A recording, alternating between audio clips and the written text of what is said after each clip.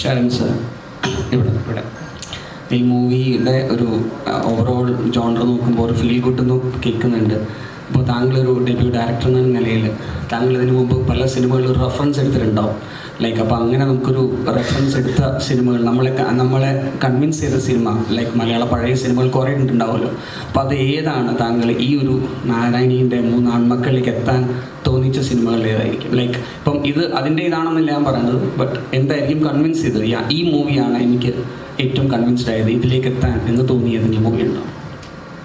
ഇല്ല, അങ്ങനെ ഒരു മൂവി ഇല്ല. ഇറ്റ്സ് യുവർ ഓൺ ലൈക്ക് ഇത് സ്വന്തമായിട്ടുള്ള ഒരു പുതിയ സംഭവമാണ്. ഇപ്പം ജോയിച്ചേട്ടൻ പറഞ്ഞില്ല, ബിരിയാണി കഴിച്ചിട്ട് ഒരു നല്ലൊരു പാൽ സർബത്ത് കുടിക്കുന്ന ഒരു എഫക്റ്റ് കിട്ടുന്ന സാധനമാണോ? അല്ല, അത് രണ്ടും രണ്ട് ചോദ്യമായിരുന്നു. അപ്പം പുതിയതായിട്ടുള്ള ഒരു സാധനങ്ങളുള്ള അവകാശവാദമൊന്നുമില്ല. പക്ഷേ അറ്റ് ദ സെയിം ടൈം അങ്ങനെ ഒരു ഫിലിമിനെ ബേസ് ചെയ്തിട്ടോ അല്ലെങ്കിൽ ഇത് കണ്ടതുകൊണ്ടാണ് ഇത് വന്നതെന്നില്ല.